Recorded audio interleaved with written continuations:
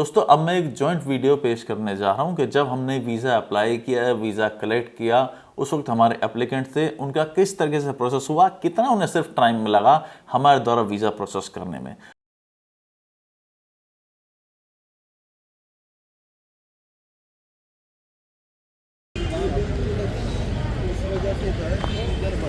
हो गया? कितनी देर लगी? 2 मिनट भी नहीं लगे। चलिए, टाइम से पहले ही आ गए ना इसलिए। चलो। हाँ जी, तो क्या बोलते हैं, कैसा रहा, कितना टाइम लगा अंदर आपको? Maximum 5 minutes. आज पहला ही दिन है जो यहाँ पे 27 कस्तूरबा गांधी मार्ग पे शिफ्ट हुआ है। कंप्लीट करके दिए थे आपने? मैंने तो सारे अपलोड कर दिए थे, उसमें कुछ मांगा तो नहीं उन्होंने? नीचे उन्होंने पूछा अपलोड कैसे करा, मैंने खुद करा। अच्छा, चलो आगे प्रोसीड करो। और टोटल कितना टाइम लग गया आज इसको सब करने में? आने में टाइम लगा, नहीं तो अंदर तो हमें उतना टाइम भी नहीं लगा जितना हमें यहाँ आने में टाइम लग गया है। मतलब 15 मिनट में सारे फ्री हो गए। और कोरियर भी हमने, उसमें कोई फैसिलिटी तो नहीं, एक भी रुपया तो नहीं दे के आए आप? ठीक है। ओवरऑल जो है वो उनका मांग क्या रहे थे, कोरियर का क्या मांग रहे थे, कितने पैसे?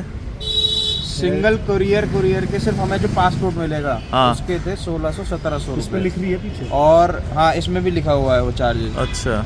और क्या कहते हैं, पूरा पैकेज था, प्रीमियम लाउंज पैकेज। हाँ। वो 8-10 हज़ार रुपए को पैकेज था पर पर्सन। तो वो कह रहे थे कि हाँ जी ये ले लो, वो ले लो।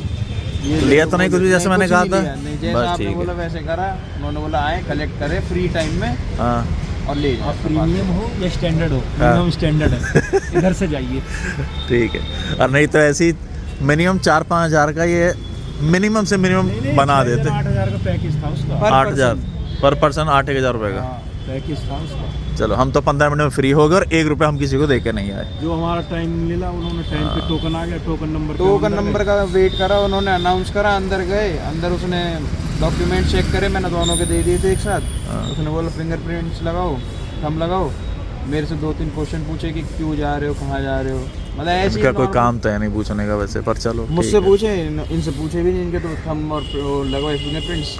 मतलब कोई दिक्कत नहीं है और कुछ नहीं। 15 मिनट में सारा काम हो गया। सब। चलो चलते हैं जी, अब आगे देखते हैं रिजल्ट क्या होता है। लेकिन आज था पहला दिन जो यूके वीएफएस हुआ करता, क्या बोलते हैं, खड़क सिंह मार्ग में जो मेट्रो स्टेशन में वीएफएस होता था वो शिफ्ट हो गया है अब इस बिल्डिंग के जी मार्ग में। चलो, समोसे खाने आपको? खा लो खा लो खा लो, अंदर बचा के नहीं ट्राई करो, इन बेचारे का भी धंधा बढ़ जाएगा वहाँ की वजह से। चलो ले हो, अब देखते जी क्या रिजल्ट रहता है। 7-8 महीने की मेहनत है, सब चीज़ होगी, चाहे बैंक स्टेटमेंट है या जो भी चीज़ है, डॉक्यूमेंट्स इकट्ठे करने में लगी। अपलोड हमने कर दिए थे, लेकिन फिर भी साथ में भेजे थे क्योंकि थोड़ा इनको रहता है कि बिजनेस जनरेट करना है, पैसे बनाने हैं। तो अभी तक एक्सपीरियंस जो इतनी हमने मेहनत की वो ठीक रही, बाकी ऊपर वाले जाने कि कब कैसे क्या वीज़ा आता है। तो फिर अब हम मिलेंगे आपको जब इनके पासपोर्ट्स आएंगे। जब बस ये चाय ले ली जाए यहाँ पे।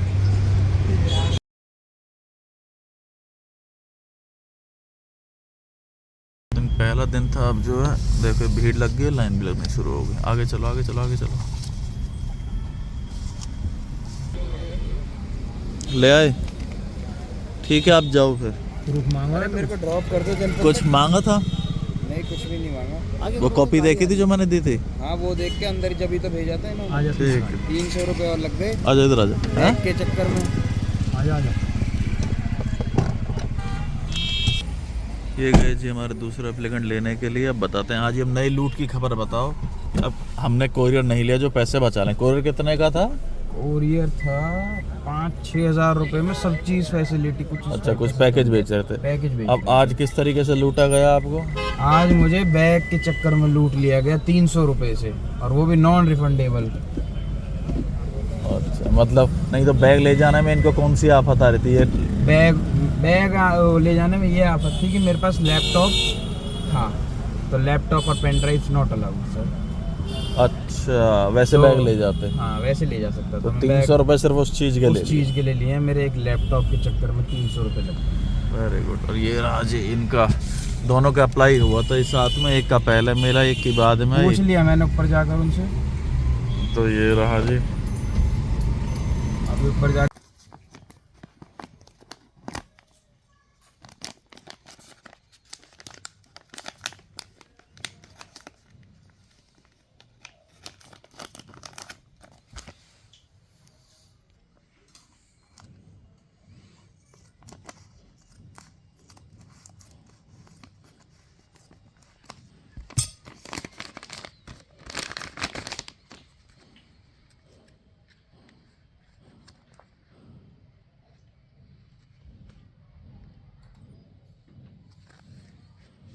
Hello friends and welcome back to the channel. दोस्तों आज की वीडियो होने वाली है यूके वीज़ा के बारे में।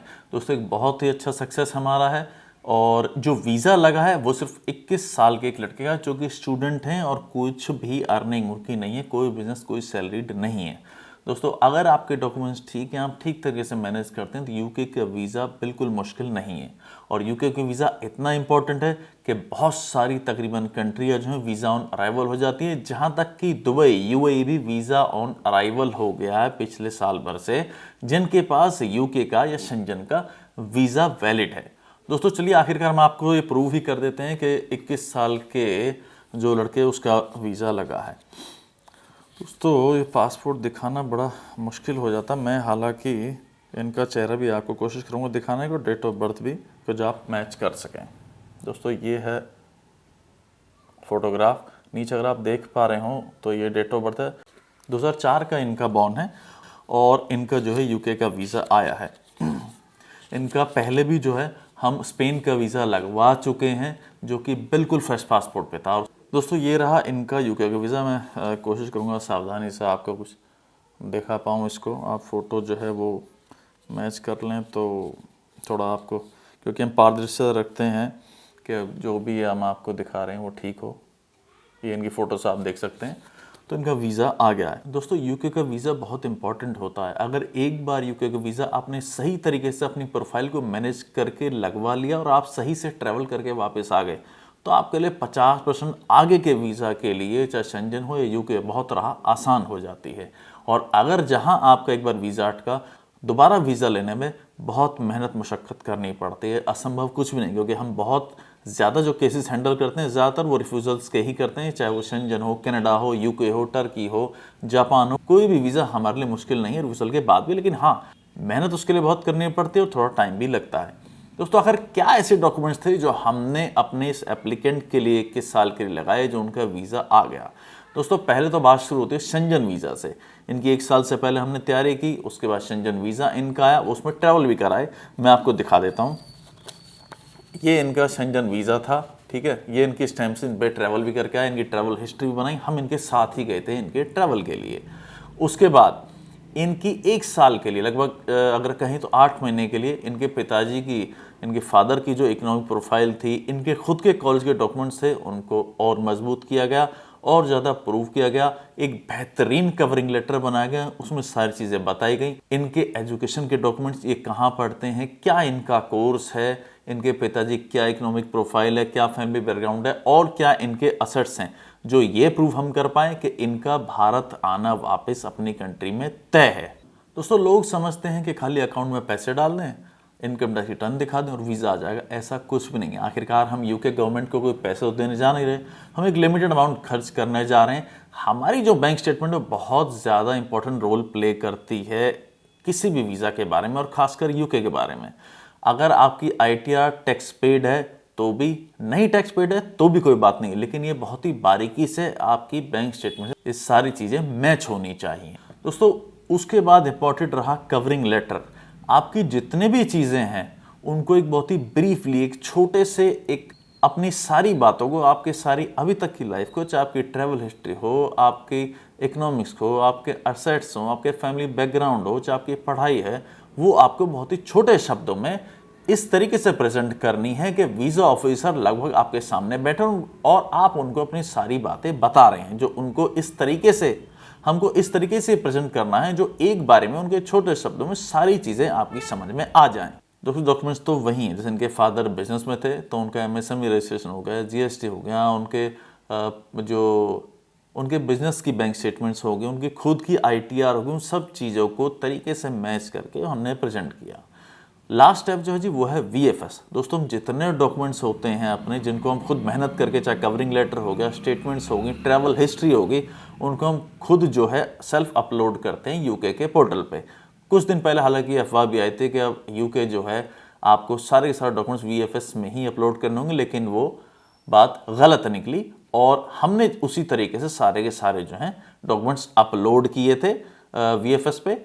तो वो हमारे हाथ में रहता है कि हम क्या क्या और कितने प्रेजेंट करना चाहते हैं। जब हम दूसरे के हाथ में जाते हैं तो वीएफएस वाले अपना टाइम बचाने के लिए या अपने किसी आलत से उन सब को अपलोड नहीं करते और जितने रिक्वायर्ड होते हैं सिर्फ उतना ही काम किया और आप उनके लिए सिर्फ एक कस्टमर हैं और आपका प्रोसेस किया और आगे जाने दिया। दोस्तों, अगर आपका किसी भी तरीके का वीज़ा रिफ्यूज़ल है या आप वीज़ा अप्लाई करने जा रहे हैं, आप श्योर नहीं है कि आपके डॉक्यूमेंट्स प्रॉपर हैं, तो आप हमसे चेक करा सकते हैं नॉमिनल फीस से। हमसे कनेक्ट करने के लिए इंस्टाग्राम आईडी और हमारा व्हाट्सएप नंबर नीचे आ रहा होगा, आप हमसे कनेक्ट कर सकते हैं। दोस्तों, अगर वीडियो अच्छी लगी तो वीडियो को लाइक करें, चैनल को सब्सक्राइब करें, वीडियो को शेयर करें। चलिए दोस्तों, मिलते हैं ऐसी और एक इन्फॉर्मेटिव वीडियो में। तब तक के लिए जय हिंद, वंदे मातरम।